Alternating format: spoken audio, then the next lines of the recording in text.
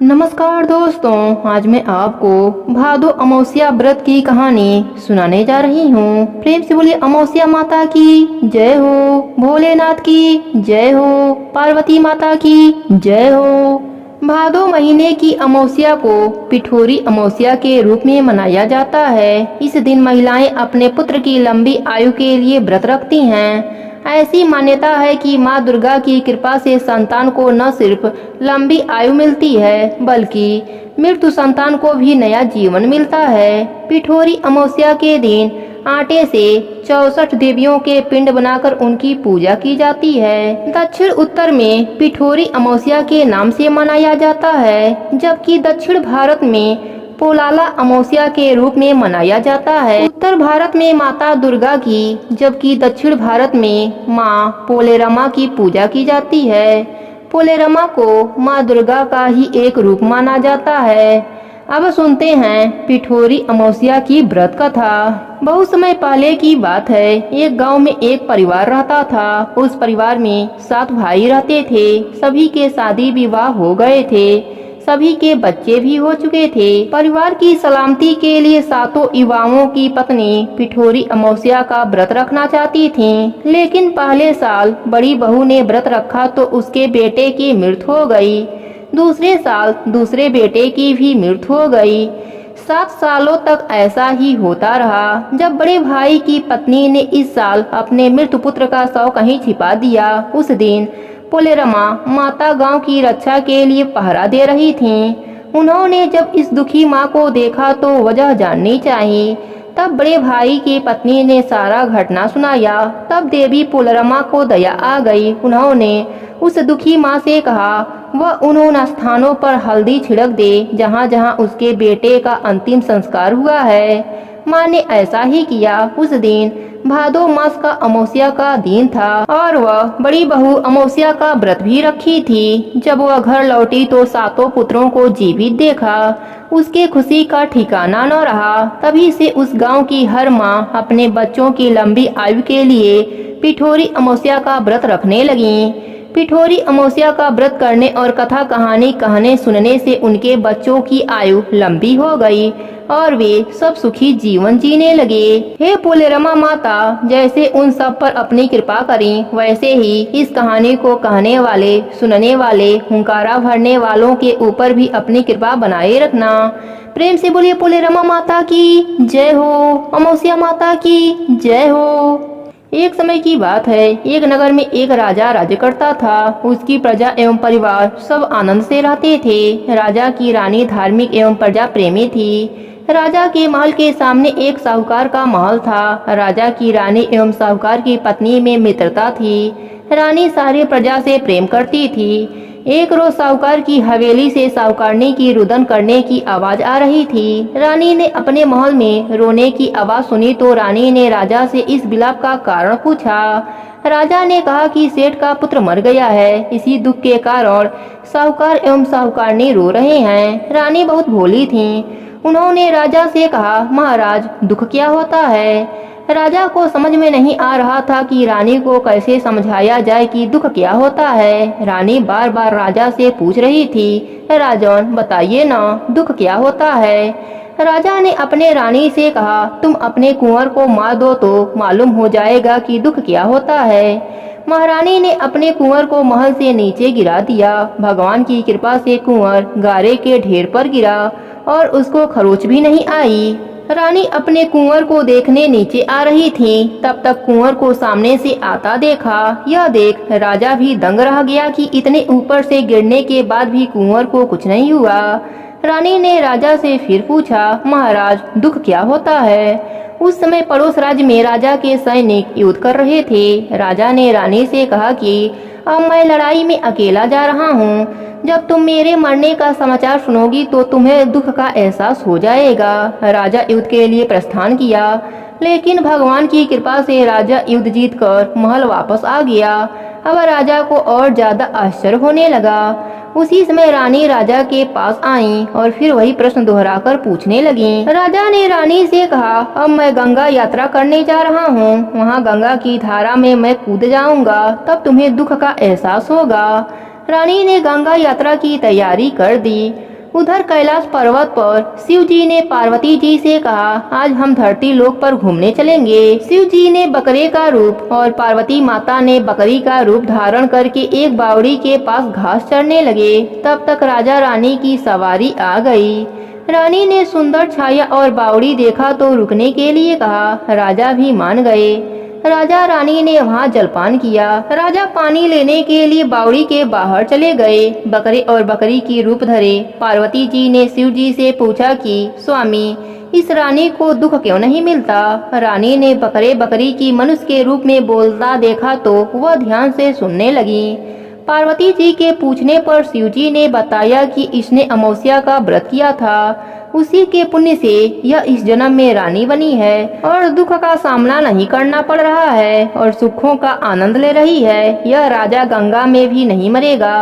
रानी ने सारी बातें सुन ली। राजा जब पानी लेकर आए तो रानी ने राजा को सारी घटना सुनाई। राजा सारी बात जानने के बाद अपने राज्य लौट आया। राजा अपने पूरे राज्य में घोषणा करा दिया कि अमावस्या का व्रत हर कोई करेगा। अमावस्या का व्रत करने से उस राज्य में रिद्धि सिद्धि का वास हो गया।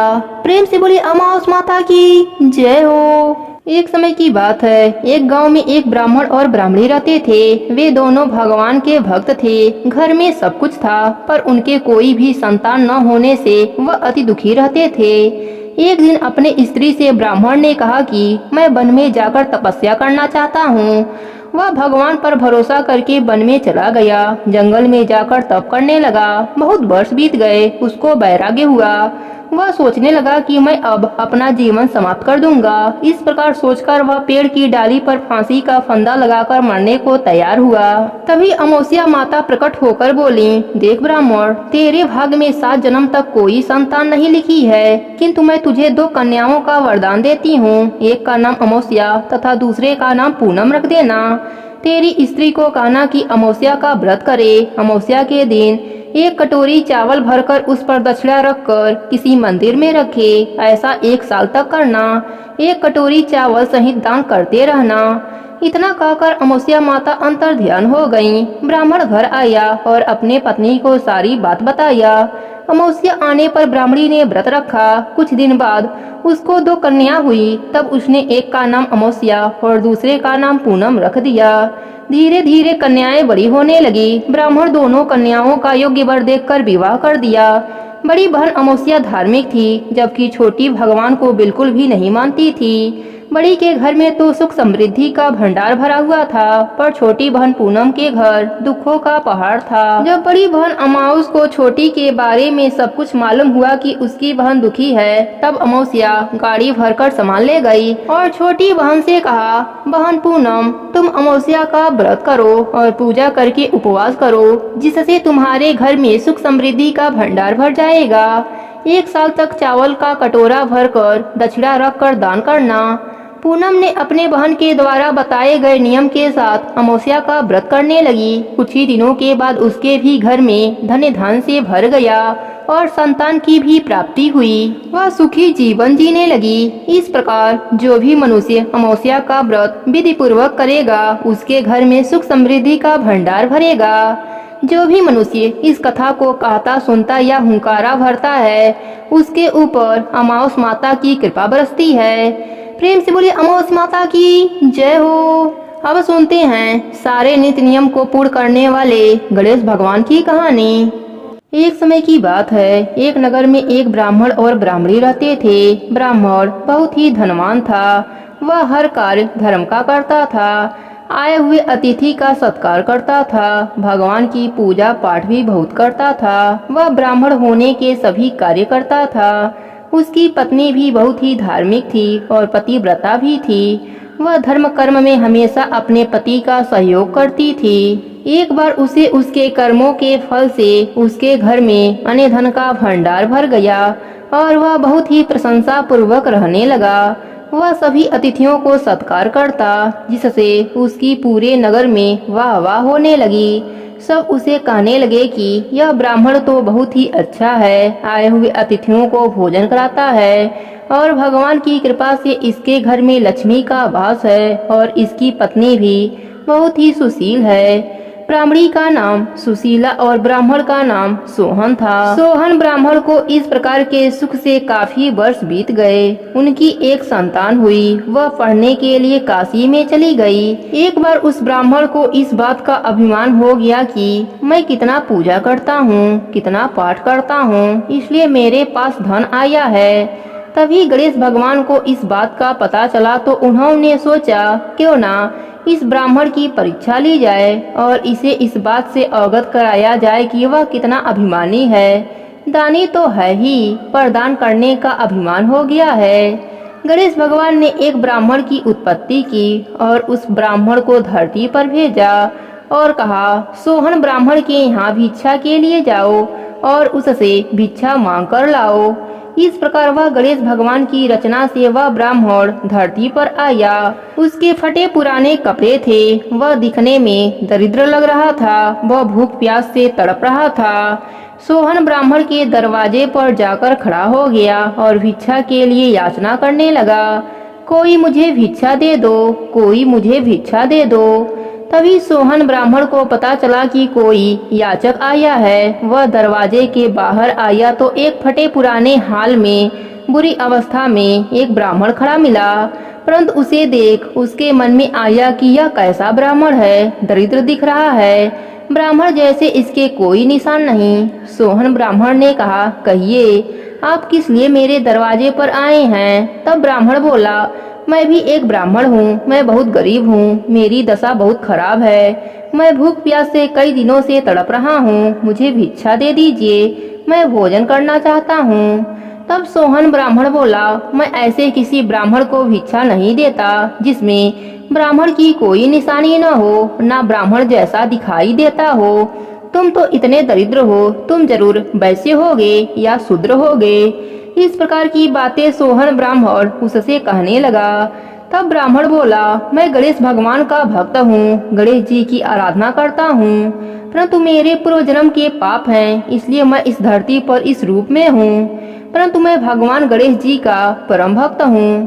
तब सोहन ब्राह्मण को हंसी आई और बोला, तुम और गणेश भगवान का भक्त? अगर तुम गणेश भगवान के भक्त होते तो तुम्हारे घर में भंडारे भरे होते, तुम इस तरह दरिद्र नहीं होते।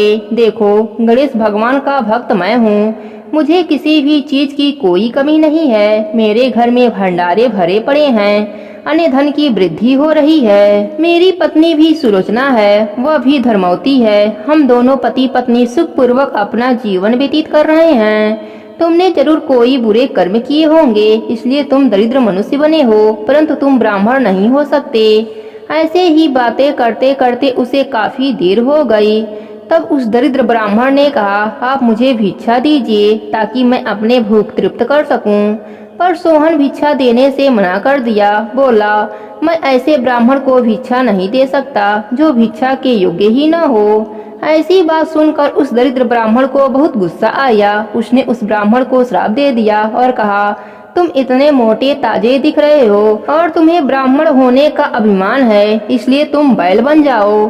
तभी ब्राह्मणी बाहर निकली और अपने पति को बैल बना देखकर उस दरिद्र ब्राह्मण से कहा, तुमने मेरे पति को श्राप देकर बैल बना दिया, जाओ तुम भी खर बन जाओ और खर बनकर इधर उधर फिरते रहो। यह सुनकर उस गरीब ब्राह्मण को और गुस्सा आया और उस ब्राह्मणी से कहा, जाओ तुम पिचासनी बन जाओ। इस प्रकार वह तीनों अपनी अपनी इस मनुष्य की योनि को छोड़कर पशु बन गए, तीनों जंगल में चले गए। वह ब्राह्मणी बहुत नित्य नियम करने वाली और पति परायण थी, इसलिए उसे पिचासनी बनकर भी उसे पता रहा कि यह बैल मेरा पति है। वह उसके पीछे पीछे ही रहा करती थी और उसकी सेवा करती थी, बैल को हरी हरी घास लाती और उसे खिलाती। इस प्रकार करते करते कई महीने बीत गए। एक दिन वह पिचासनी घास तोड़कर लाई और ब्राह्मण बैल को डाल दिया। तभी वह खर कहीं से घूमता फिरता वहीं आ गया और उस बैल का घास खाने लगा। पिचासनी को क्रोध आया कि यह तो वही खर है जिसने हमें श्राप दिया था और उसे मारने के लिए दौड़ी। खर भी दौड़ा, खर आगे आगे भागता रहा और पिचासनी उसके पीछे पीछे दौड़ती रही।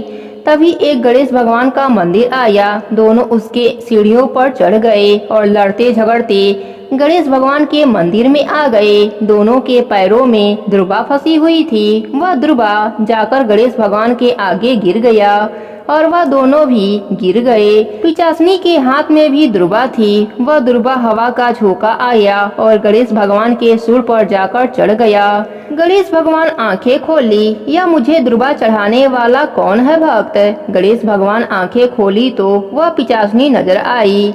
गणेश भगवान प्रसन्न होकर ब्राह्मणी से वर मांगने को बोले। ब्राह्मणी ने कहा, प्रभु आप मेरे पति और मुझे पहले जैसा कर दीजिए। फिर गणेश भगवान की कृपा से वह ब्राह्मण और ब्राह्मणी पहले के रूप में आ गए। ब्राह्मण गणेश भगवान से क्षमा मांगने लगा। गणेश भगवान प्रसन्न होकर ब्राह्मण को क्षमा कर दिए। ब्राह्मण कई महीनों के बाद अपने घर आया और सभी के साथ दया भाव से रहने लगा और गणेश भगवान का नित्य नियम करने लगा। साथ ही नित्य नियम से दुर्वा भी चढ़ाने लगा। गणेश भगवान की कृपा से वह ब्राह्मण यह लोक में सुख भोग कर अंत में मोक्ष को प्राप्त हुआ। हे गणेश जी महाराज, अपने सभी भक्तों पर अपनी कृपा बनाए रखना। प्रेम से बोले गणेश भगवान की जय हो।